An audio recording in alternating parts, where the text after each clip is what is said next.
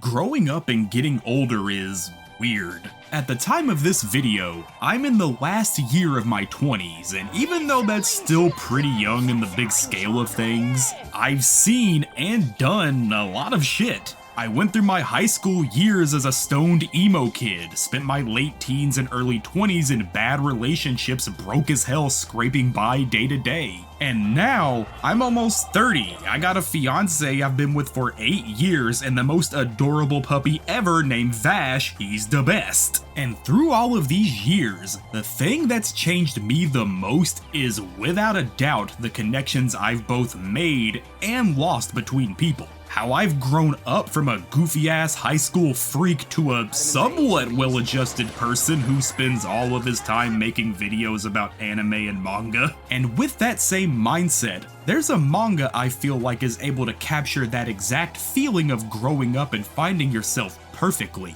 A series about learning both what the world and you yourself are really like, what you value and what to strive for in life. Capturing the real struggles and challenges, the good and the bad that comes from just growing up and having to deal with other people. And it's a manga that does all of this while taking place in a totally fictional alternate reality. One where anthropomorphic animal people are the citizens of the world, them all living together as both herbivores and carnivores, in a society totally made up for these beasts. It being so interesting and full of a different type of life, but still at its core being about the relationships and connections people make together, and honestly, how they can help you grow as a person. This is Beastars, the human drama starring animal actors, a manga that despite having its own missteps and issues, is one of the closest series to my heart for a long list of reasons. So before we dive into what Beastars is, let's look at the lady behind the story first, Paru Itagaki.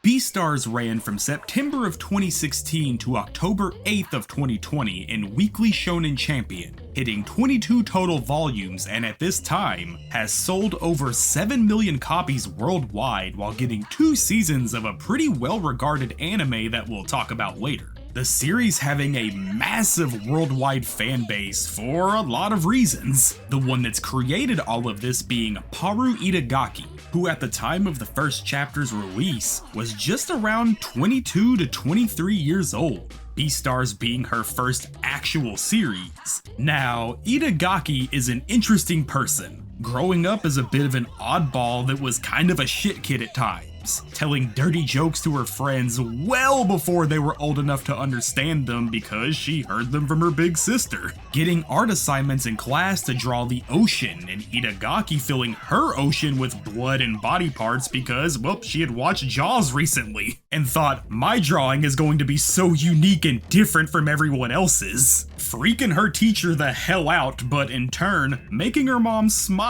and her displaying it for the rest of the family to see. Paru has a fetish for men like Santa, her newest series actually being a manga whose main character transforms into Santa. And, most famously probably, is that the dad who raised her is the legendary Keisuke Itagaki, the longtime creator of the over 100 million volumes sold Baki franchise and all 42 of its sequels and spin-offs, who, if you've never read Baki to Tell, is a bit of a weirdo in his own right, and you can totally see how some of those traits pass themselves down to Paru. A lot of this information actually comes from the single volume autobiographical manga she did called Paru no Graffiti. Her just telling about some of the things she's done in life, the small parts that ended up making her who she is. And you can easily see just how quirky their family was and how it shaped her in the end. The way she draws her dad Keisuke as this big intimidating shadow figure is great, cause that's absolutely the vibe he gives off through Baki. All of this is to say that Paru comes from an interesting family, and it in turn made her an interesting person.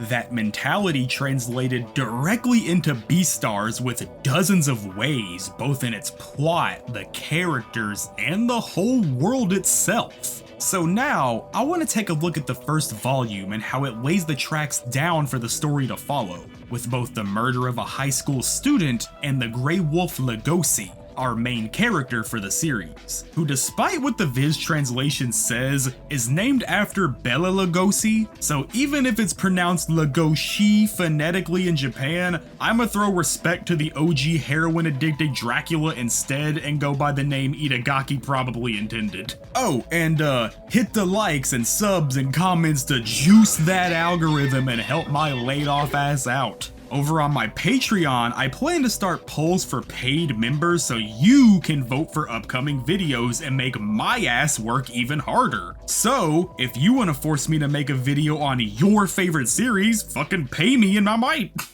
The story of Beastars takes place in, like I had said, a world of animal people, a society that's made up of things like sheep, foxes, eagles, lions, tigers, bears, you name it. With the mixed species school Cherryton Academy being where the focus opens on a moonlit night, a young alpaca frantically running away from something in the darkness, eventually being cornered, captured, and devoured.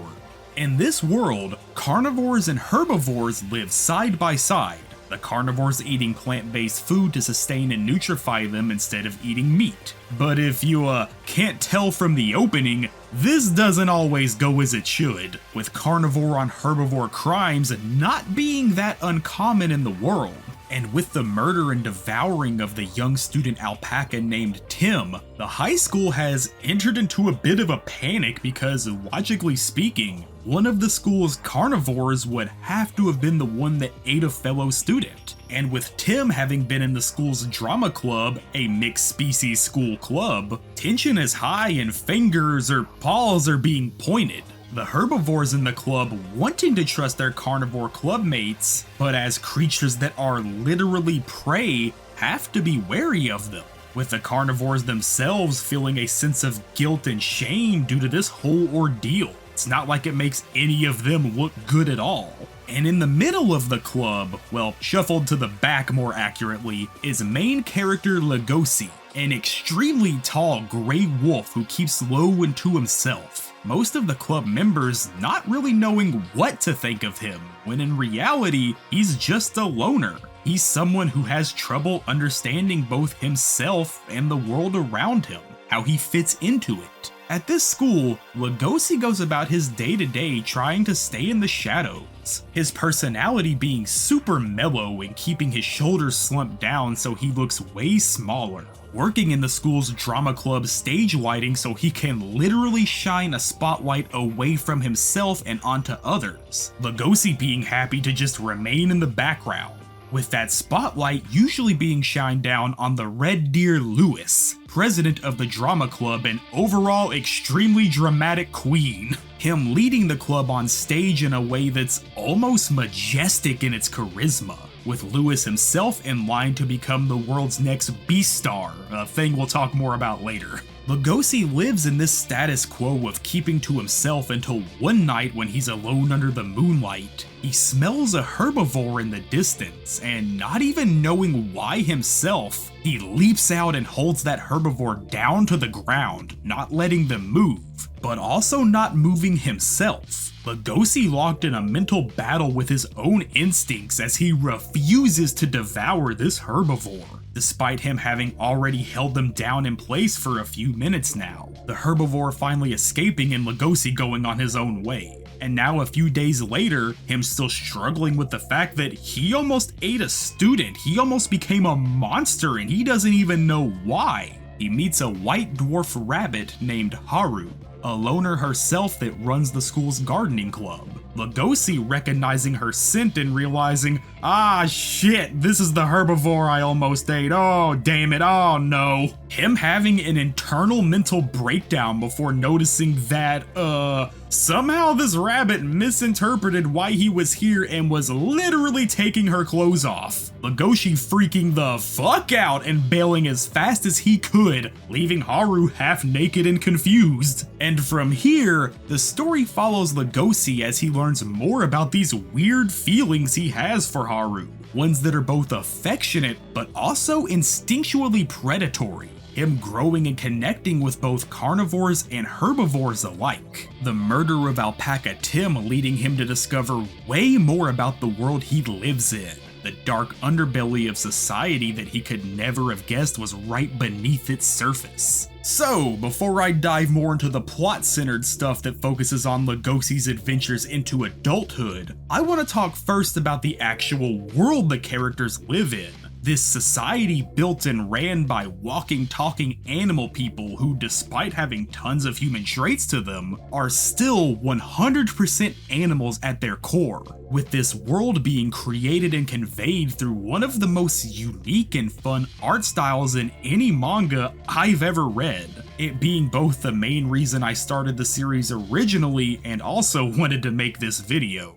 Like I mentioned earlier, Itagaki has been drawing ever since her childhood with things like that bloody sea, her actually first creating Legosi when she was in high school and refining him into the character he became in Beastars. Since she was the daughter of Keisuke Itagaki, the family was extremely supportive and positive about her dreams of drawing manga like her dad. And despite working shitty jobs as a young adult that a lot of us have worked in our lives, she was able to turn that passion into a manga. One that was filled with a style totally different from her dad's, but just as interesting and unconventional. The drawings having loose and squiggly lines that make up a character's fur or horns. Her art is both soft and hectic in a way that's just super fun to see. This being a world made of animal people, their designs could have been something on a more basic scale, kinda like the animals you'd see in other series where they aren't the main focus. But here, they are the stars, and Itagaki goes out of her way to reflect that by keeping their designs all realistically based on their actual animal counterparts, all the while accentuating them to be both beautiful but still believable. Now, I ain't no furry, and no shade to you if you are, I don't judge much of anything, but let me tell you, Juno got that shit on her. Despite the series running in a shonen magazine and absolutely being a shonen, we'll talk about that, tons of pages have these shoujo-esque layouts and traits to them, like a bubbly and lighthearted air that backs up the art itself. Itagaki able to shift the characters between looking both beautiful and majestic, but also like little gremlins with the silliest faces and goofiest reactions. While the early art is absolutely still working some kinks out, this was her very first manga, it being immediately full of detail and just overall interesting design choices that catch the attention and hold it from panel to panel. Itagaki able to create extremely solid pacing and flow of the pages for what's her very first professional attempt, using that same flow throughout the series to lead into beautiful double page spreads that have fantastic shading, line work, emotion, and personality. Them feeling both loose and minimal, but also extremely detailed at the same time. And it really makes the features of the world and the characters themselves shine so bright because of Itagaki's ability to convey both the duality of minimum and maximum. Her art growing through the volumes to refine that style and easily creating some of the most significant and interesting drawings ever put to page. Despite Beastar's cast fully being all animal all the time, she has drawn plenty of human art as well, with her newest series Sonda featuring a full human cast. But I've actually seen extreme criticism and borderline hate online for her human artwork, and I don't know what the fuck these people are on, because just like with Legosi and the gang, her style translation to human characters is so cool and unique, so expressive and fun. Not gonna throw shade to any artists, but so many series these days have generic anime design number 37 for its casts. Boring hair, boring eyes, boring faces. So seeing one that looks so interesting and out of the ordinary makes it stick in my mind way more, giving me the same vibes as something like Q Hayashida with Dorohedoro. Links to my video about that below. And I personally think that's way more valuable than if it was something standard and kind of mass appealing. From early in the series all the way to the finish line, Itagaki was pumping out banger color pages that all have beautiful watercolor aesthetics with bright colors and amazing detail, adding a whole level of vibrancy to them that makes them so memorable in my head. Like, I've made it clear in a lot of my videos that I really value color art in a series. Just to see the traits of an artist on display in a way that general manga pages can't give you. The best ones mixing them up and doing cool and unique shit with them, like Okubo and Soul Eater or Hayashida with Dorohedoro. And Beastars is for sure up there in my top 5 picks for some of the best color art in all of manga. The later chapters having color pages released with them like every 2 weeks? You know how much effort that shit had to have taken? Shit is wild! Unfortunately, at the time of this recording, Itagaki has no official art book to buy, despite her saying that she wants to do that one day. So all of the color art for Beastars is either still full of text from the magazine releases or cleaned up by fans like me. Hope we get that one day. I'd spend good money on that. And running through all of these shots of amazing art and deep emotion is some legitimately fantastic comedy, both in those gremlin faces I mentioned earlier, the reaction shots characters have cracking my ass up from start to finish, but also just the situations in general. Legoshi is, without a doubt, one of the most awkward and outright goofy protagonists in a non-gag manga. He's awful in social situations, he doesn't know shit about the world or how it works. He's super naive, straightforward, and pretty simple.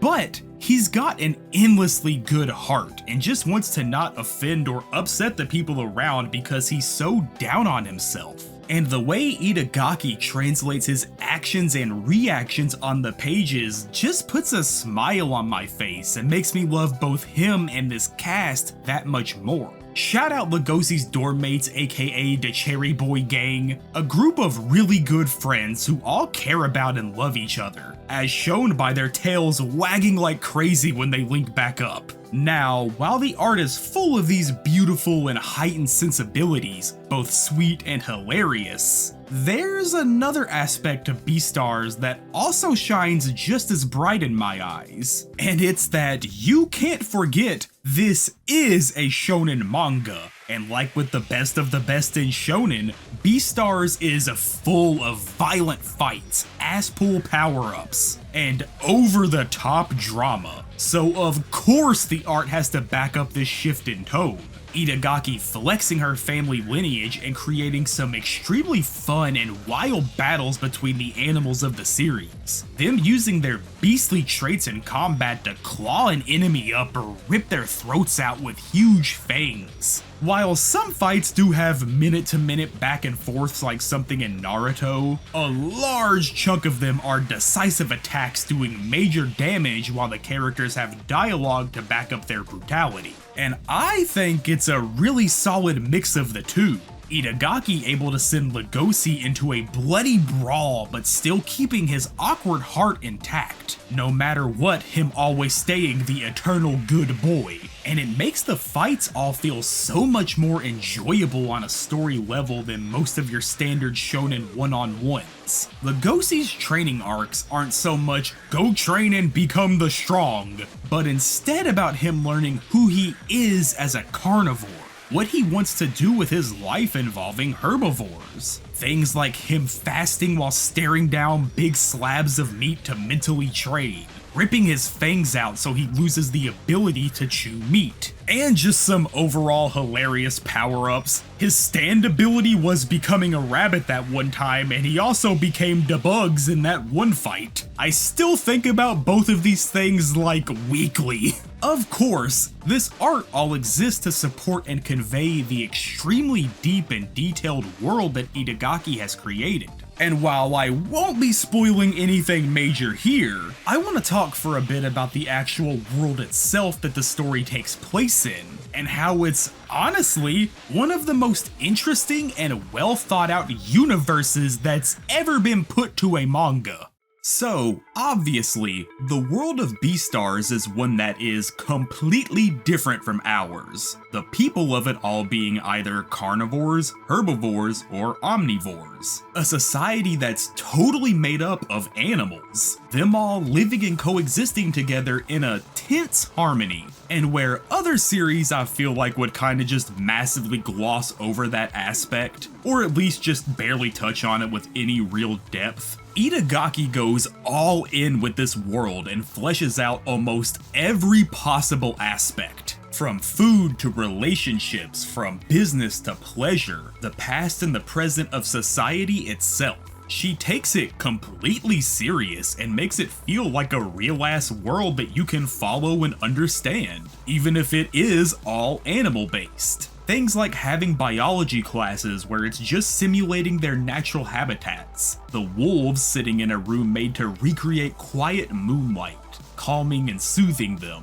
There's the Meteor Festival that's held yearly to pay respects to dinosaur ancestors who were wiped out by a meteor. There's a sex club for the mega rich CEOs where they wear masks to hide their real species and get freaky with any animal or gender they want. This lore stretching into even the ocean itself. Marine life has its own society of rules and norms, their own culture that's totally different from land creatures, with characters like Sagwan the seal, who is the best and I love him, living in both environments, the land and the sea, creating a chill-ass worldly seal that he is. You can tell that Itagaki has an obvious interest in animal life just from how needlessly in-depth the detail of species are, how they behave and their little mannerisms, and it just takes the already great characters and stellar art to the next level because they all exist in a world that's been meaningfully created.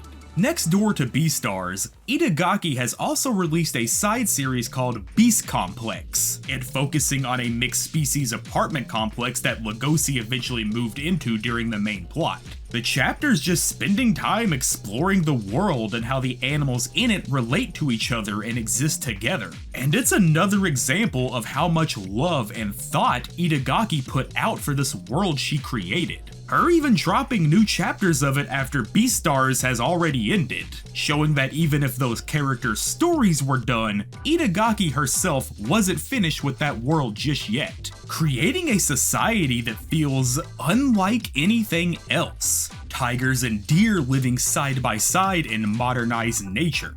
But despite this society being mixed species, like I had said earlier, carnivore on herbivore devourings are still a common thing that happens, meaning that even if they should all be living in happiness, there's an innate fear in all herbivores toward the carnivores, because end of the day, they are prey, and they're forced to live side by side with their natural predators. Herbivores try to find ways to stand up for themselves, to feel powerful and in charge of their fates. Things like the deer Cosmo in the strip club cage taking the drooling looks from the gooning carnivores and feeling empowered by them, like she is the one in charge. But the harsh reality of this world comes down on her fast, and she's forced to remember how cruel and violent it is to her kind. This is something that, despite society's efforts at large to just sweep it under the rug, runs in the minds of all herbivores and carnivores. Because just as herbivores have a natural fear of carnivores,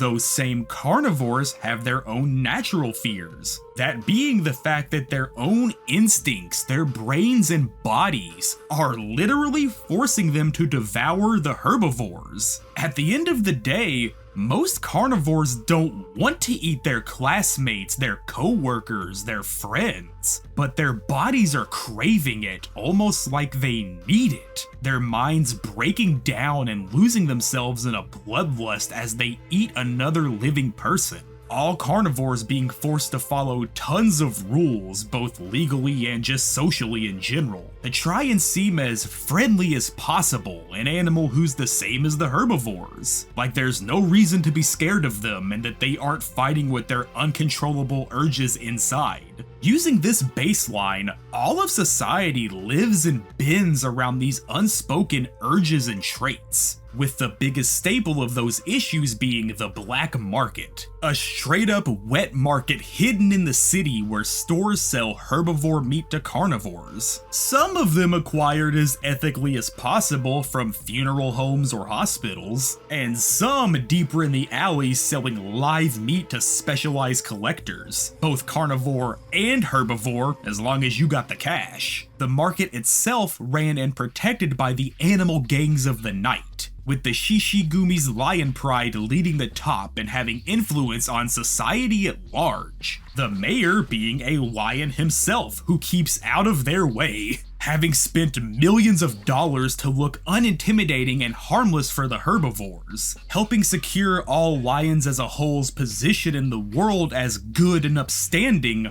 while the Shishigumi chow down on steaks made from their enemies. And on a larger scale, interspecies relationships and crossbreeding between carnivores and herbivores are completely shunned and looked down on. Animals of opposite species who date in high school usually all breaking up before graduating and settling down with their own breed as they get older, almost like it's just the expected thing to do. Hell, if you marry and breed as pure-blooded animals, the government straight up provides you with childcare subsidies, bribing the animals with financial security to keep endemic bloodlines pure. Same-species couples walking together are treated with respect and kindness, while cross-species relationships get weird and concerned looks, people talking shit in whispers about them. And even still, some animals are just treated differently because of what they are. Species like Komodo dragons being looked at like third-class citizens due to the fact that they have poisonous spit, meaning they are seen as a walking biohazard, it being literally illegal for them to marry outside of their race, or species I should say. Yeah, if it's not obvious, there is blatant commentary on relationships that are both interracial and LGBTQ, the gaps between genders and how they can be treated so differently, how society views these things and how it affects the people involved. And sure, not everything is coded like that. I don't think Itagaki is saying all carnivores having the urge to eat herbivores is some massive commentary on every man being a predator. But it's silly to act like some parts aren't explicit. For an example, there's the herbivore sheep named Seven, who's worked for a sports company over the last 12 years, an industry dominated by male carnivores, making her own way in the world and trying to stand tall, only to just be told, you don't fit in here, lamb chop, but we got a better job for you. Her boss wanting her to instead just be a table showgirl to impress other carnivore clients, devaluing her commitment and her in general, causing Seven to lose faith in life itself and ride the carnivore train line in hopes of being devoured. And later down the line, when Lugosi steps in to defend her, to stand up for her against shitty co-workers, it's not a knight in shining armor moment. Seven is pissed. She's put 12 years of her life into this job, and just because Lugosi is a young male carnivore, the co-workers apologized and backed down, something that they would never have done for her.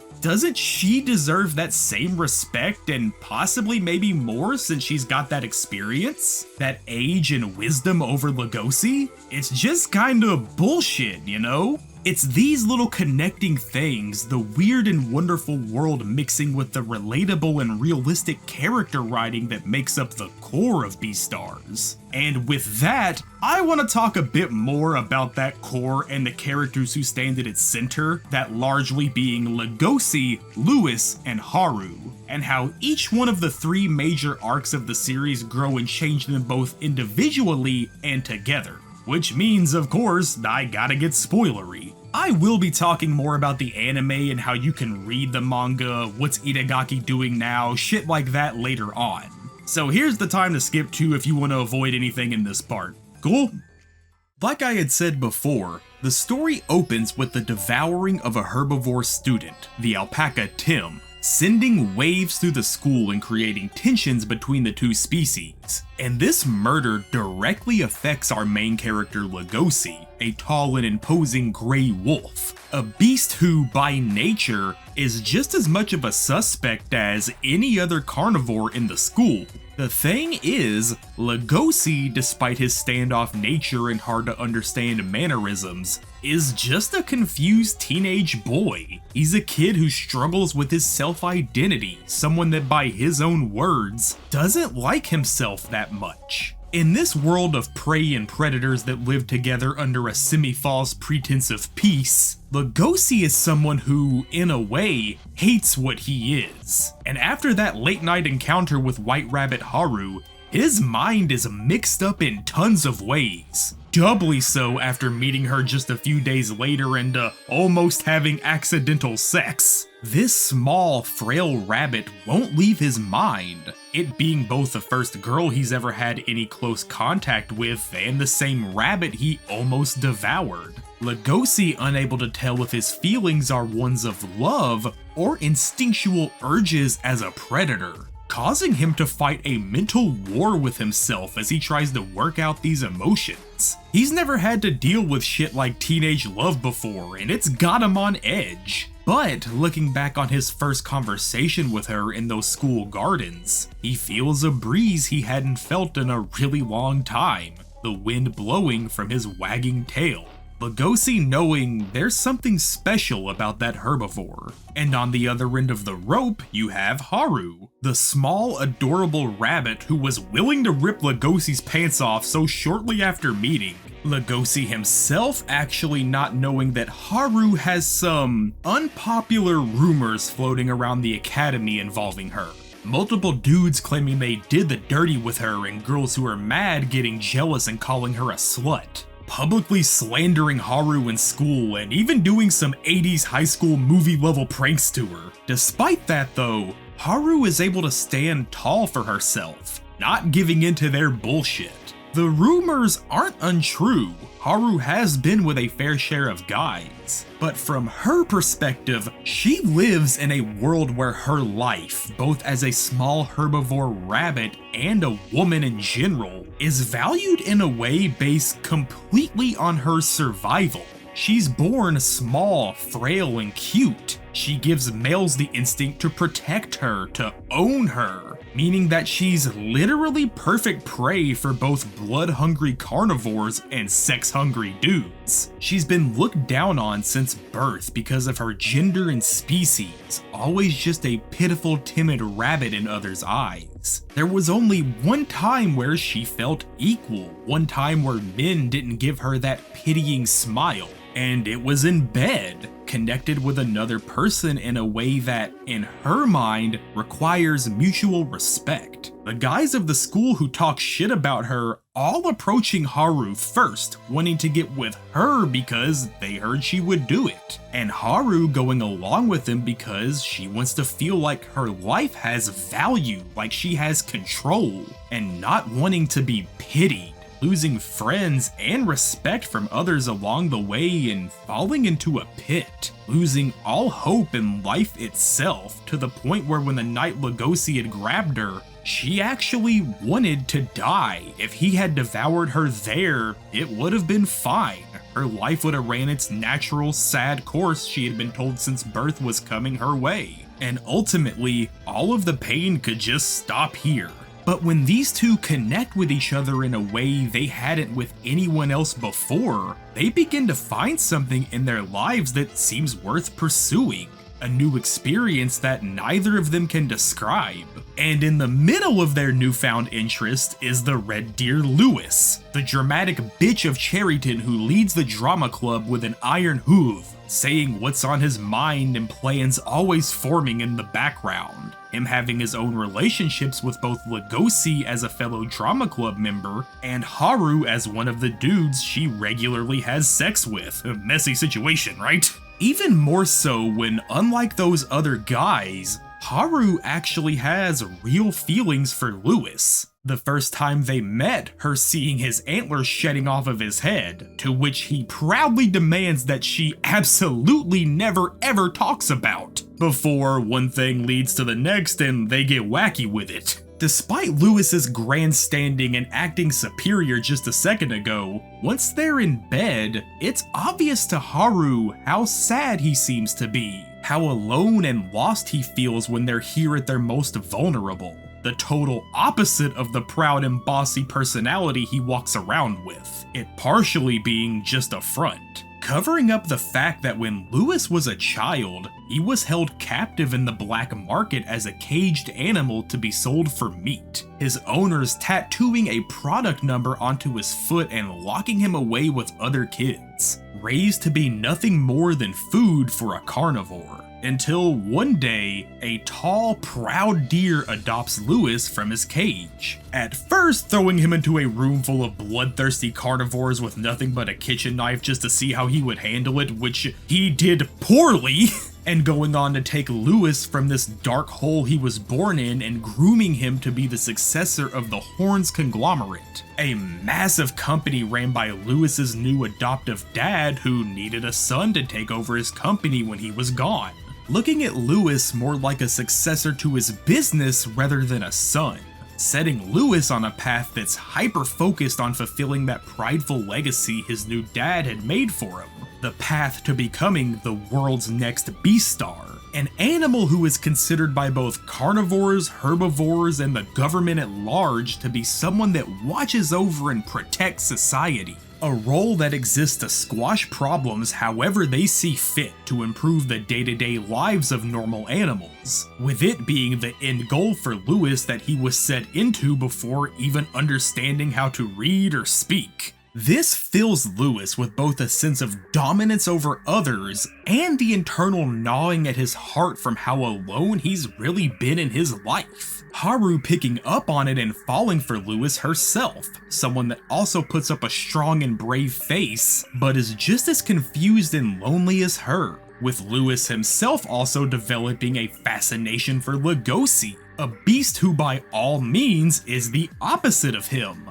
A tall wolf that could use his strength and predator status to have any life he wants. The type of life Lewis has to fight for as a herbivore. But instead of using that to his advantage, Legosi chooses to stay so quiet and hidden, going out of his way to do good things for others but wanting no credit or attention. Something Lewis just can't understand. Legosi in turn really taking a liking to Lewis and becoming his friend, even if Lewis tries to act like he doesn't give a shit about him. And with this triangle framework, the three live out their school lives bonding with each other and discovering who they are internally. Legosi being forced to confront his carnivore nature after taking a nighttime trip to the black market and seeing firsthand how beasts like him truly behave when herbivores aren't around.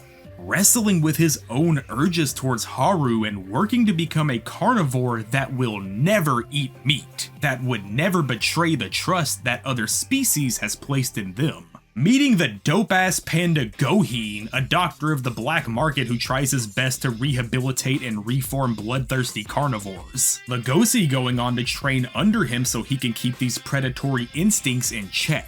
And in that same darkness of the night market, Lewis takes his own trip, a return to his original home, straight up taking the Shishigumi after blasting their boss in the mouth. The frail red deer eating meat with lion gangsters and commanding respect over them.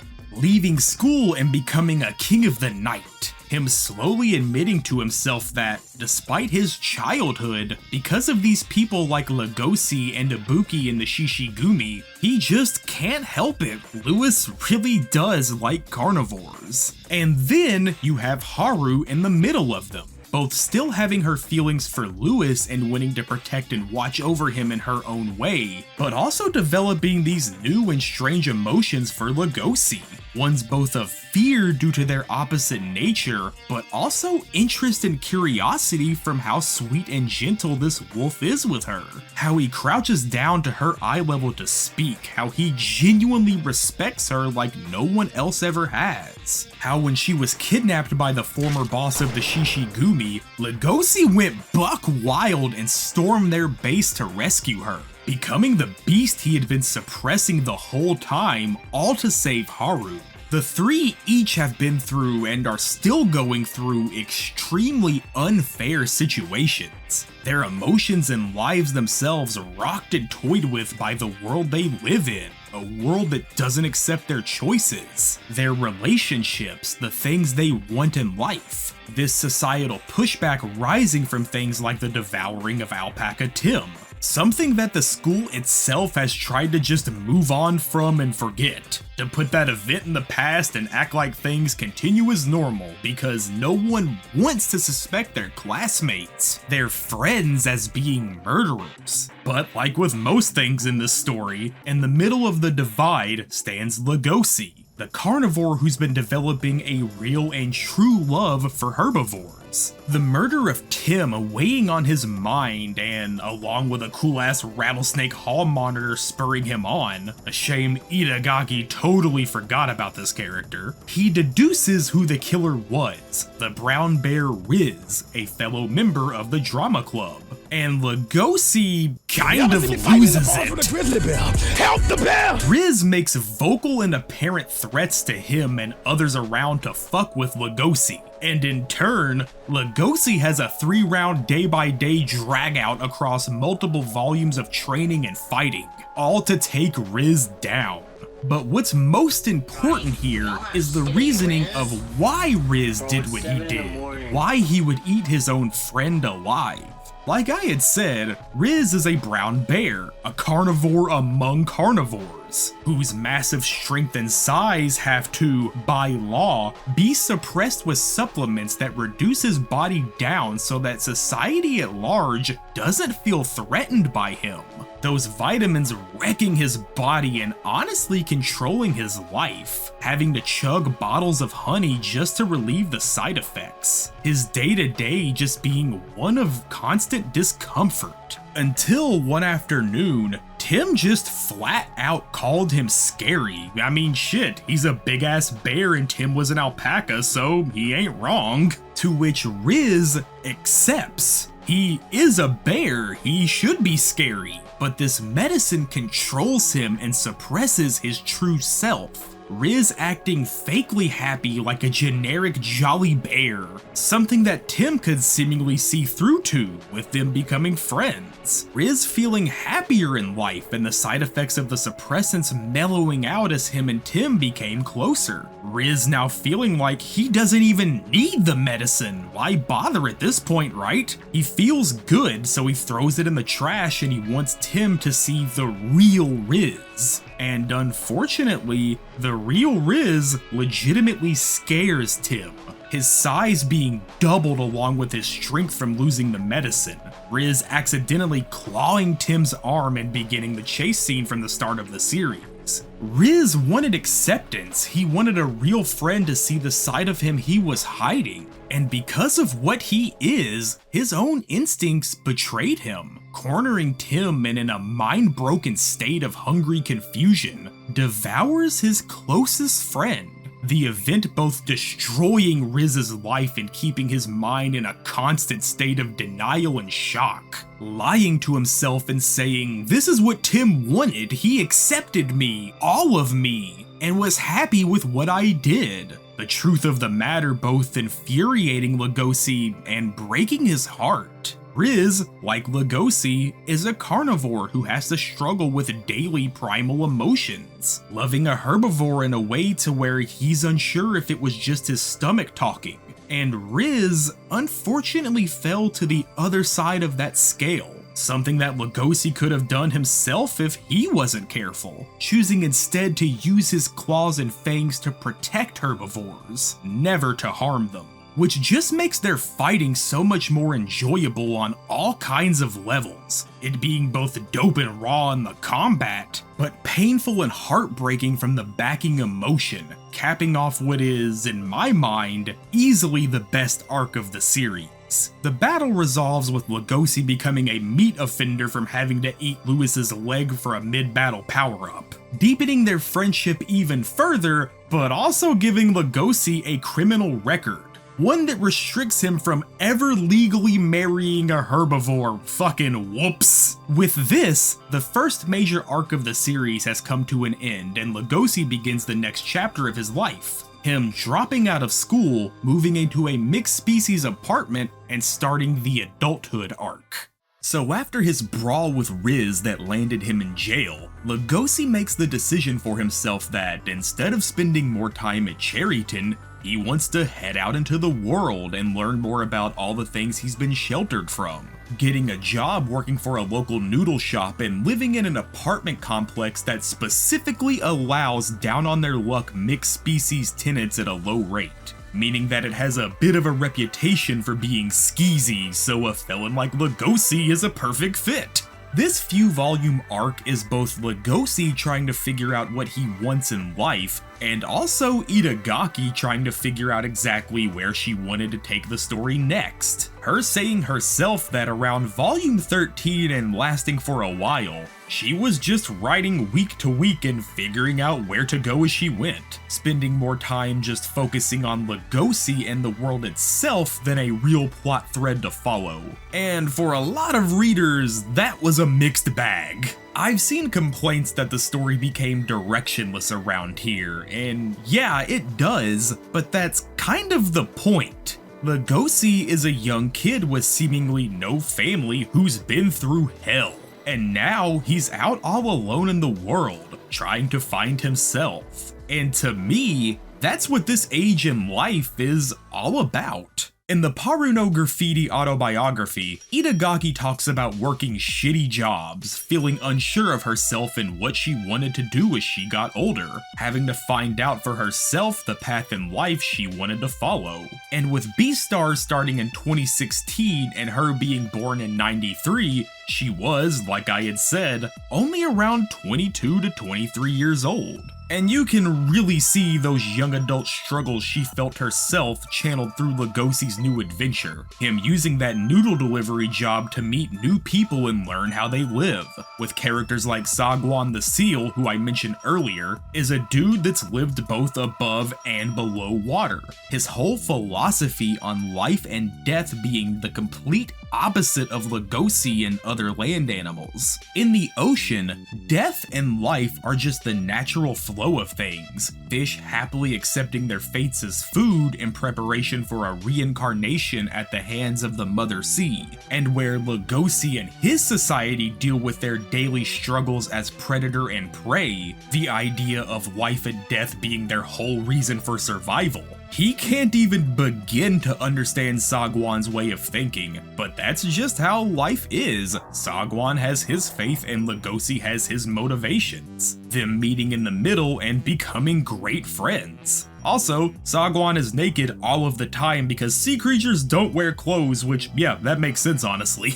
Legosi, now out into the world and wanting to grow up more, decides it's finally time to pick up the phone and get back in contact with his estranged grandfather, revealing that Legosi is actually the grandson of a Komodo dragon, his mother and by extension him being crossbred species. Like I went into earlier, animals that naturally have poisonous body parts like Komodo dragons are largely looked down on by both carnivores and herbivores, it being both illegal for his grandpa Gosha to have married his grandma, and by extension, illegal for him to even technically be Legosi's grandpa, them being family by blood but not name. Despite that, Gosha loves his grandson, seeing him for the first time in 5 years and sticking his fingers directly into Legosi's mouth. Weird, yeah, but his poison doesn't affect family members, meaning that Legosi is the only person in the whole world he could share this part of himself with and be totally fine, giving his grandpa a big happy smile and confusing Legosi. Gosha is easily one of the best characters in Beastars, him dealing with endless tragedy and discrimination, but always keeping a bright smile on his face, always looking at the positive side, despite obviously having strong issues with self-hatred because of what he is and the problems his existence causes his family.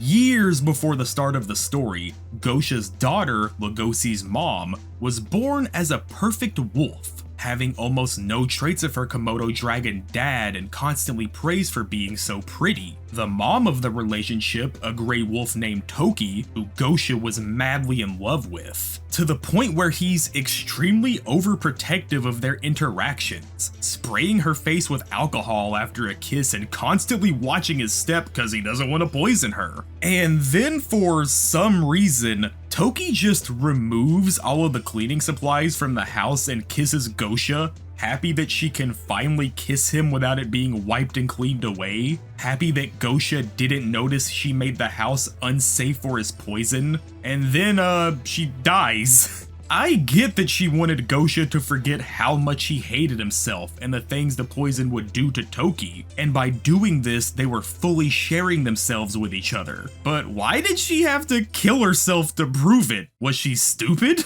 And after that kiss of death years down the line, Gosha's daughter Liano grew into a beautiful wolf who, due to the public shame of having a Komodo dragon parent, totally alienates herself from Gosha, keeping her distance from him and hiding her lineage from the world so she could be perceived as a pure-blood beautiful wolf instead, basically guaranteeing her a much more comfortable life than she would have had otherwise. Problem is, the Komodo traits in her blood start to appear the older she gets, her skin becoming scaly and hard just like her dad's, and in a mix of panic and fear, has casual meaningless sex with a random handsome wolf so she could have a child, her giving birth to Legosi and obsessing over his physical appearance, terrified that he could end up, in her eyes, a freak like his mom. Liano locking herself away in a bedroom and refusing to ever come out, her skin scaling up and getting worse with each day.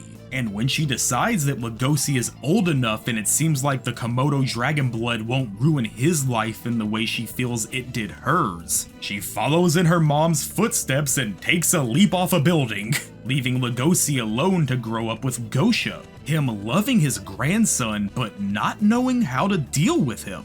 An awkward kid who just lost his mom in the worst of ways, and an old man who's looked down on by the rest of society. This straining their relationship and Legosi going on to drop contact between them for 5 years. Him not even knowing what to say to Gosha when he finally gathers the strength to give him a call. But despite all of that, Gosha loves the hell out of his grandson. It's the only family he has, the lasting legacy of his wife and daughter. And I love the relationship that they build together from this point. Going back to that autobiography again, Itagaki talks extensively about her grandpa, drawing him as a vampire due to his sleek style and imposing presence, but also showing how they had a special relationship as a grandpa and grandkid. And seeing that love go into the love Legosi and Gosha have for each other makes me smile so big. This middle arc, despite it mostly being just vibing through the city, is so great in my eyes for a few reasons. But honestly, I think the biggest one is that Legosi, despite being a high school dropout with charges on his record, still finds a place he feels accepted.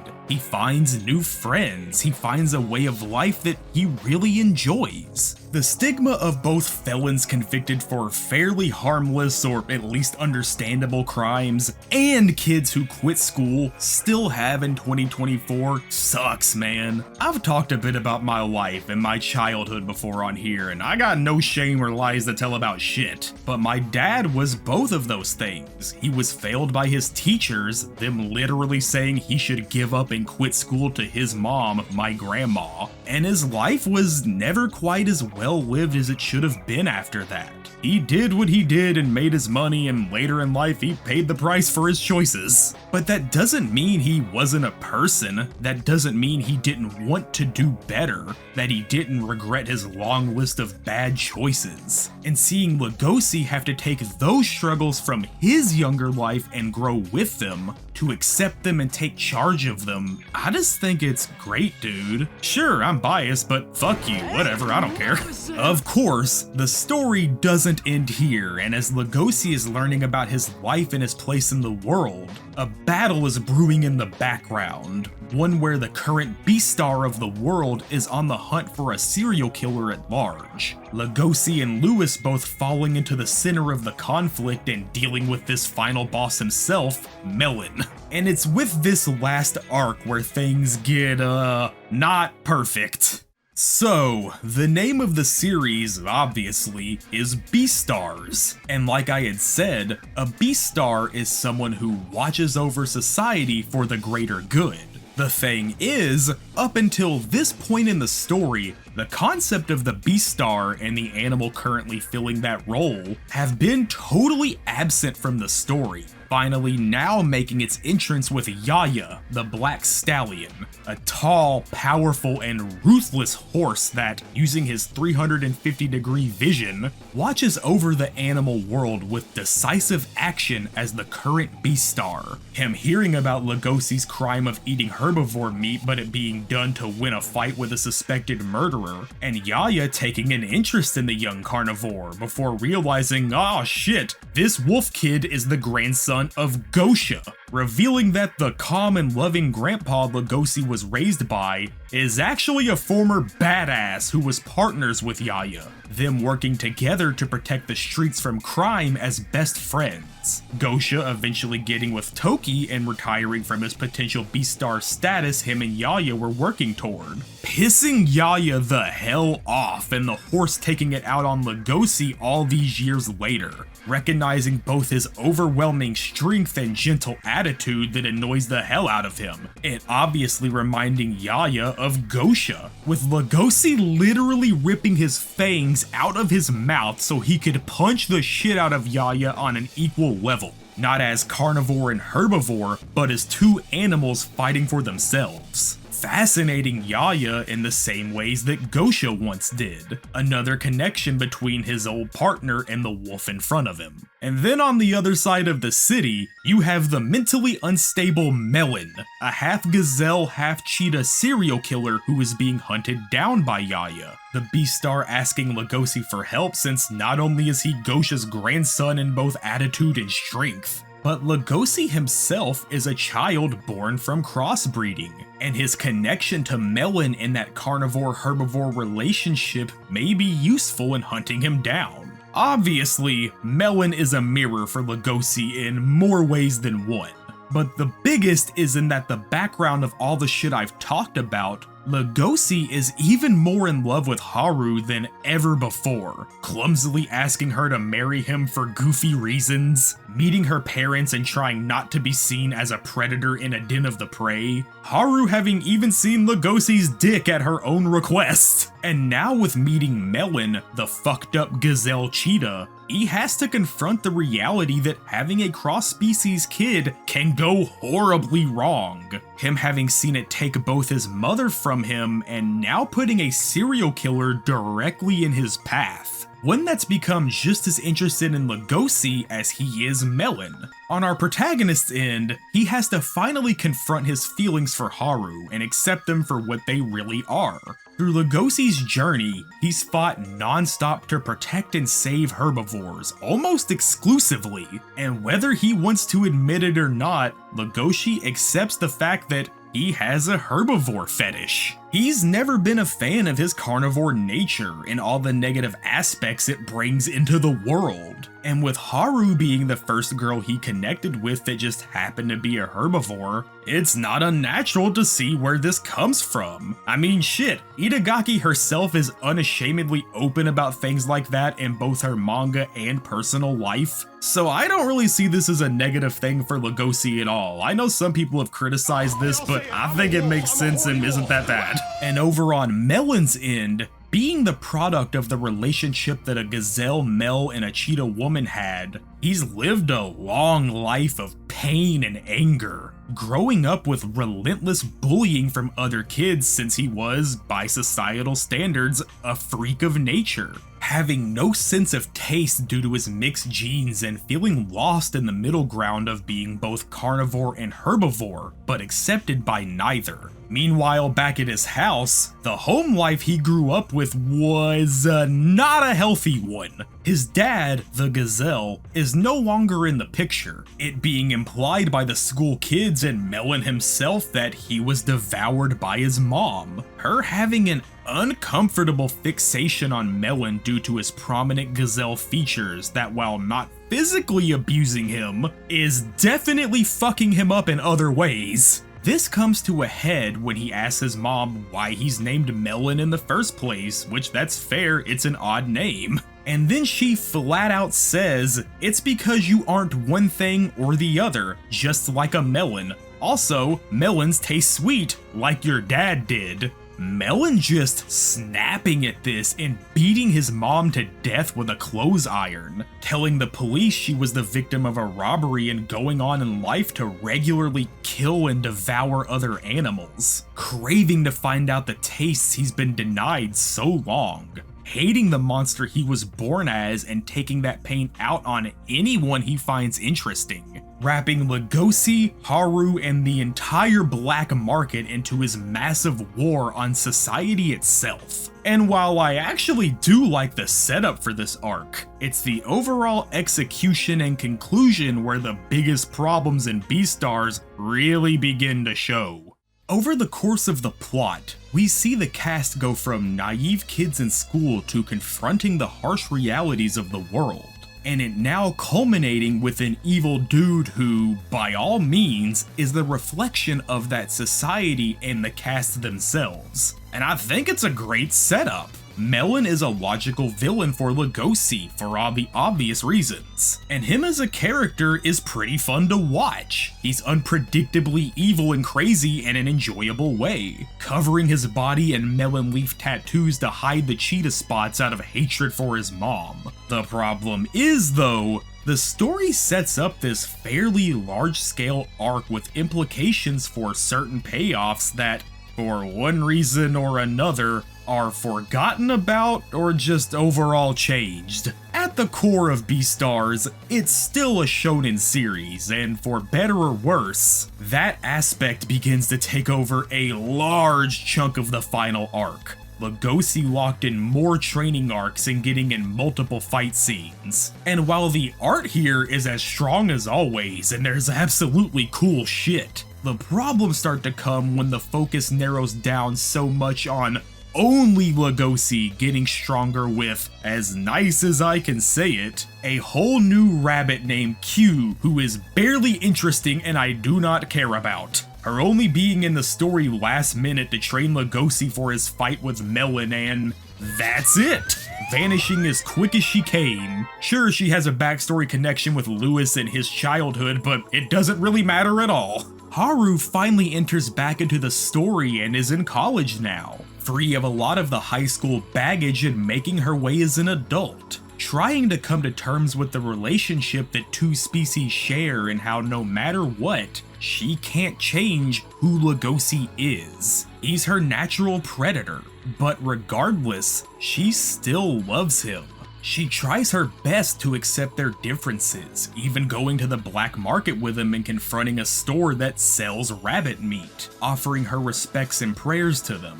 It's not an easy relationship, and it never will be, but she loves Legosi, and he loves her, so they want to make it work. Oh, and one of her professors is actually Melon, him developing an obsession with Haru due to her unique attitude and understanding of both herbivores and carnivores, coming from her relationships with them. And while I don't think any of this is a bad thing, it's actually great to see Haru and how she's developed over time. But it really hammers down how much of the story that, despite Legosi never not thinking about her, she's not been around to have many significant moments in a long while, which is really unfortunate. And finally, Lewis, the secondary main character despite being absent so much, finally re-enters the story in a meaningful way. Him having spent some of the smaller moments in the background developing his own connection with a carnivore, the wolf Juno, another member of the drama club who made her entrance into the story earlier and despite having a great attitude and design, has been left behind through most of the plot. Anyway, Lewis, after spending so much time with carnivores that he cares deeply about, had begun to develop a bit of a carnivore fetish himself, just like Lugosi and his interest in herbivores, catching feelings for Juno and starting a really cute relationship where he's the negative, aloof, grumpy guy and she's the loud, expressive lover girl. And dude, it's great! Two characters who had been left alone by the ones they originally liked and found each other. Another strong example of cross-species love. The problem is, Lewis is arranged to marry a doe by his dad for a business partnership, so he can merge both families and companies. Lewis locked in a loveless chokehold where he can't be with the carnivore he loves. His arranged fiancée trying to have sex with him and Lewis straight up puking in bed from it. Him bailing on sex and instead going to hang out with the fucking boys, admitting to himself that, like Lugosi, he just really loves these carnivore chuckle fucks. This stuff is great, honestly, and it's a perfect progression for Lewis and his character arc. So like with Haru, it just makes it that much more unfortunate he was so absent for the larger story. And even more unfortunately, we will be coming back to this.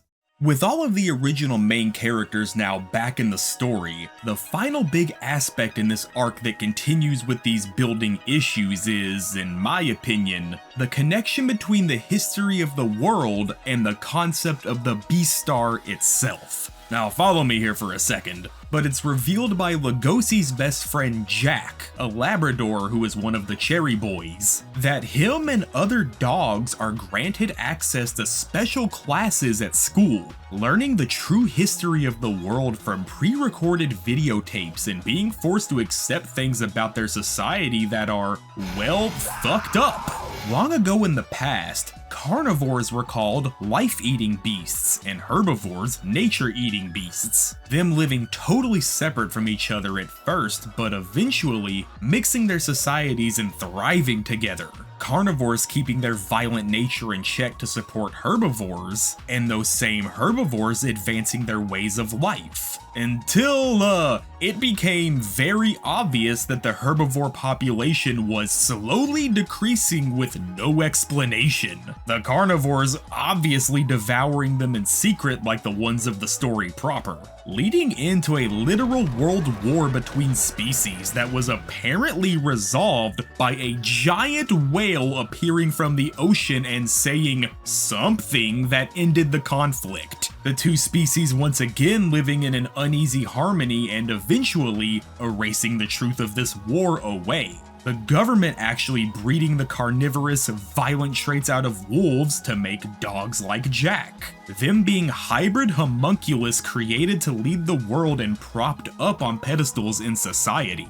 And going back to that whole whale thing, Yaya actually knows and meets that same whale, questioning him on what he did to end the war and how society is close to that point of conflict again.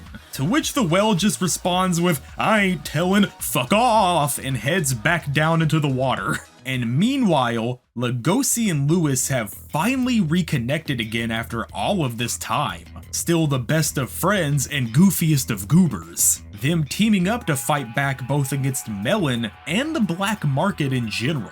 Lewis taking to the stage so he can drag the truth of how society at large just ignores the market into the light. But how he also understands that it's carnivore nature to eat meat. and that they aren't really evil for it. Lugosi himself heading to the market during the Heart Festival, the all-night battle royale between local gangs for control of the market, with Melon leading the Shishigumi. Through this team-up, a carnivore and a herbivore are working together for the greater good, just like Gosha and Yaya. They're on the same path towards being the world's next Beastars. You know, the name of the manga. And all in all, the things I just went through are good in my eyes, both this new and interesting history to the world, and these two finally making their steps to becoming the Beastars they were built for. The problem is where this story concludes, both for the world's lore and with multiple characters' endings.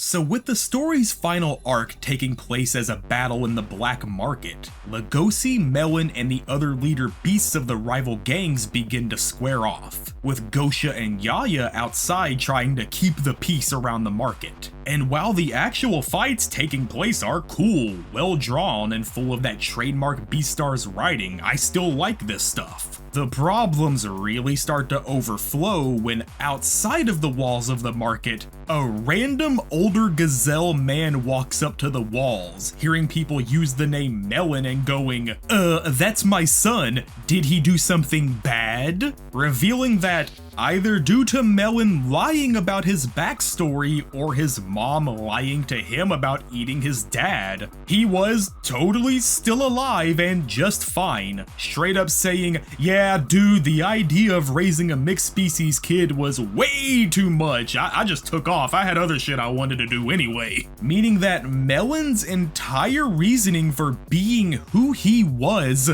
meant nothing. He killed his mom for either no reason due to a lie, or just to do it. And with the story in its literal final few chapters, there's no way to flesh this new revelation out or give it more time to breathe for his character arc. His dad just leaving once again after that plot drop and Lugosi beating the shit out of Melon, Yaya capturing him in the battle for the market ending with herbivores and carnivores smashing it all down together. Melon hauled off to prison and the cast going about their daily lives. And that's it!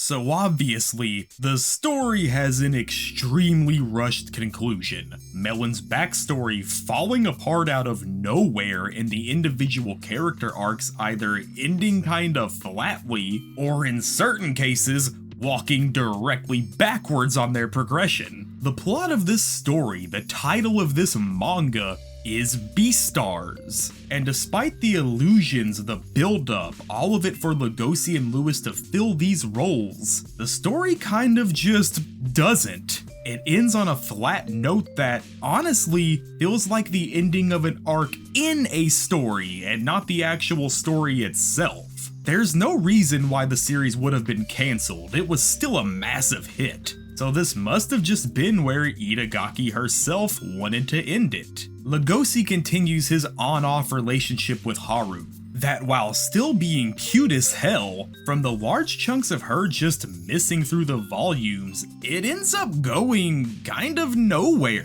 They're still together and acknowledge that it'll be tough to exist as a mixed species couple, but it's still virtually the same spot they've been in since high school, feeling like the relationship itself doesn't end or really advance on a definitive note.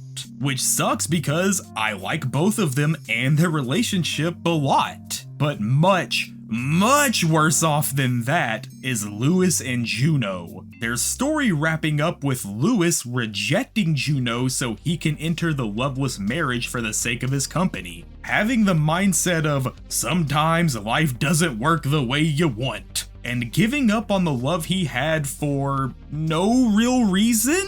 Lewis's entire character arc from start till the end was about coming to terms with his violent childhood, learning to accept himself through the love he felt in carnivores like Lugosi, the Shishigumi, and Juno, willing to sacrifice his entire public image and company itself just to try and help Lugosi in that black market brawl. only to immediately totally walk back on his ideals just a chapter or two later. Like, was he stupid? This isn't me upset that my ship didn't work out, or not being able to accept that sometimes life doesn't go how you want. It instead just feels like regressive and bad character writing right here at the very end. And that's more than a lot of the side characters even got for an ending. Tons of people like Bill, Pina, Gohin, Seven, the Snake Hall Monitor, all kind of just vanishing from the plot and having no real conclusions. Maybe a drawing or two, but nothing meaningful or substantial in my opinion. And don't get me going on the lore of the world that whale was keeping hidden that was absolutely teased but never again touched on. That's the shit that still makes me mad right there, because that setup was cool. It was fun, but we got nothing. Hell, marine life in general deserved more time in the story, but fucking whatever, I guess. It obviously goes without saying that, despite my praise and compliments to the series, Beastars, at least both in my eyes and a lot of people online, has a not great final arc and overall a pretty bad ending. I remember reading the series weekly for a long time and getting to those final few chapters, enjoying them and ready for what was next, only to hear, yeah, it's ending in less than a month, which confused the hell out of me since there was so many things left unresolved and it was so abrupt. And the shit broke my heart, dude, because I knew right then this story wasn't gonna end satisfyingly. And being right sucked. For the next few months, I was vocally upset about the ending, complaining to anyone who would listen. I was absolutely probably annoying as hell. But when people ask me what I would rate it, if I would recommend it, I can't help but say, yeah, 9 out of 10, one of my most favorite manga ever. Because the issues of the ending aside, I fucking love this series. Legosi, Lewis, Gosha, this world and its lore, the art combined with the dialogue, the writing of the characters' relationships between each other. It shows the realistic, shitty sides to growing up and finding yourself that, animal parts aside, most of us will have to go through. It takes the idea that having your life rocked and changed in ways that are looked down on in society means you aren't a bad person. You aren't failing in life. It just keeps going and we gotta figure out where and who we fit with. No lies to tell, it doesn't matter to me how much of this story is kind of bad or has major plot points unresolved, because I love this story, I love this manga. And when it comes to combining an incredibly interesting world with extremely strong and heartfelt character writing, I don't think you can find much better than Beastars. There's actually just nothing else out there like it. Alright, with all of that out of the way, there's still one big part of the series left to talk about, and that of course is the anime done by Studio Orange and released exclusively through Netflix. So back around 2019, when the anime was closer to release, Beastars as a series had popped up on my radar before. Hearing it was full of insane shonen battles done by realistic animal people with some of the best drama currently in manga, so my interest was already there. But around the time the anime was about to drop, I ended up reading through the first 5 volumes of the manga before going back to see how the anime compared to it. And it was a mixed bag. So obviously, the series is done in full 3D CG, it being made by Studio Orange like I had said, a team known explicitly for their CG anime, having done series like Land of the Lustrous, which we'll get a video on here one day, and Trigun Stampede, which I already did a video on, links below. So I've already said plenty when it comes to Orange and my takes on their style. But for a quick recap, I think it's great. I was originally one of the biggest CG haters there could be, but now that I'm older and not as stupid, I've really come to appreciate the value CG can have in animation, and Orange does a stellar job at proving that point. As I've said a bajillion times on these videos, I am not a deep lore diving anime aficionado. I'm a dipshit who loves manga and anime to a similar extent. So instead of me poorly parroting online interviews, I'm gonna recommend the video How Beastars Was Made by Personified, a great dive into the tools Orange used and how well crafted and researched their modeling for human-like animal was. Really good shit. The openings for both seasons are stellar, with the second done by the now extremely famous Yoasobi, them riding high from the Oshinoko opening into international stardom. And it's great, but when it comes to season 1's opening, you have the eternal banger by Ali, or Alien Liberty International, called Wild Side. It being this funky, jazzy, dark rap that follows a handmade model of Lugosi skulking through the night, meeting Haru and shifting into a bright piano tune with the two dancing together. The darker undertones of the song picking back up toward the end to let you know that Lugosi's struggle isn't over yet. Now, real shit, one of the big reasons I wanted to make this video was to say, listen to Ali, you fucks! Easily one of my favorite bands coming out of Japan right now, mixing Latin American swing with jazz and rap. Them actually doing the ending song to Jujutsu Kaisen Season 1, you know the one, but unfortunately, they've struggled a bit over the years. The actual music video to Wild Side, a video where the group robs a house as it slowly introduces each member of the band, along with their instruments mid-robbery, is no longer available to watch online due to both the rapper of the group leaving possibly under the not best terms, and the drummer getting caught and arrested for credit card scams. Him and a couple of other dudes conning an old lady out of hundreds of thousands of yen for fake medical expenses.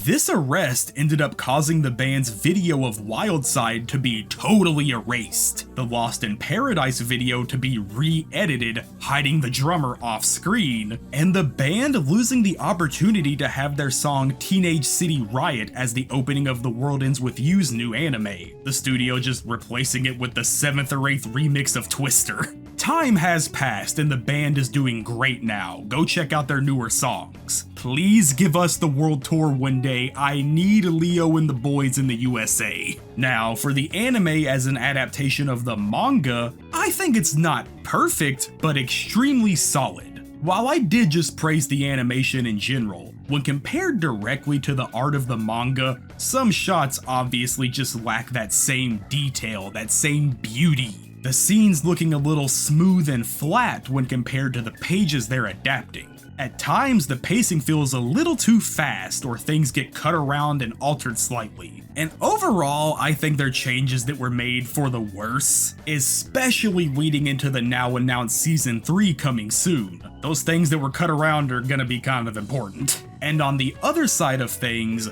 some scenes' animation is phenomenal, the fluidity in combat and motion being fun and easy to follow. The back and forth split screen scenes of the dialogue feel really unique and show off how expressive Orange was able to make their models. The voice recording actually being pre-scored and in an open room with a mic hanging down in the center, letting the actors walk around and physically act out their emotions with the dialogue. And I think you can really feel that dynamic movement in the conversational scenes. Episode 9 of Season 1 that shows off Lewis's backstory has its own animation style where the characters look paper-drawn, the scenes morphing and fading together with harsh colors and frantic line work, and it just looks so good. So, with those earlier small issues aside, as a companion to the manga, I do really enjoy the anime and think it's worth your time to watch as a fan of the series. And seeing with how fantastic Trigun Stampede looked, I can't wait to see how Season 3 comes out.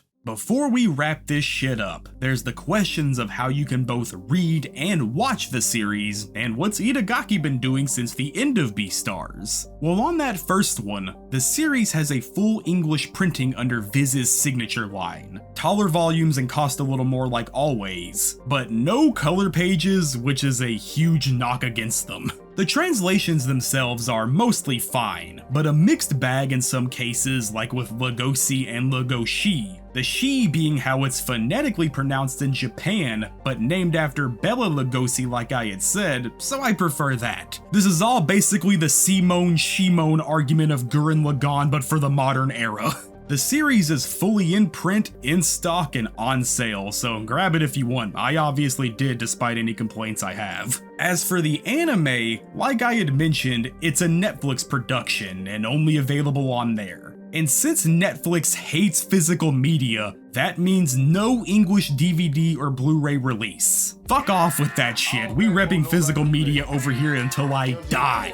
After the end of Beastars, Itagaki went on to do a one-volume manga called Drip Drip, a story about a girl who, when she's mid-sex with someone, blasts blood from her nose, it being a medical condition that affects her entire life. It's both sweet with strong themes about loneliness and love, but also freak shit for freaks, so par for the course with Itagaki. Same as Beastars, it has an English print in the signature line, and I really do recommend this one. After that, you have her newest series, Sanda, which is about a kid who, due to a family curse, can transform himself into an older, buffer Santa Claus, and is trying to solve a supposed murder of a classmate. Extremely random premise aside, it's with both Drip Drip and Sanda where Itagaki is able to flex more of her human art, which like I had already said earlier is really unique and great in my eyes. So I can't wait to read this one day when it wraps up, which is now I guess. Literally at the time of recording this part of the script, it was announced today that Sanda is ending in 3 chapters.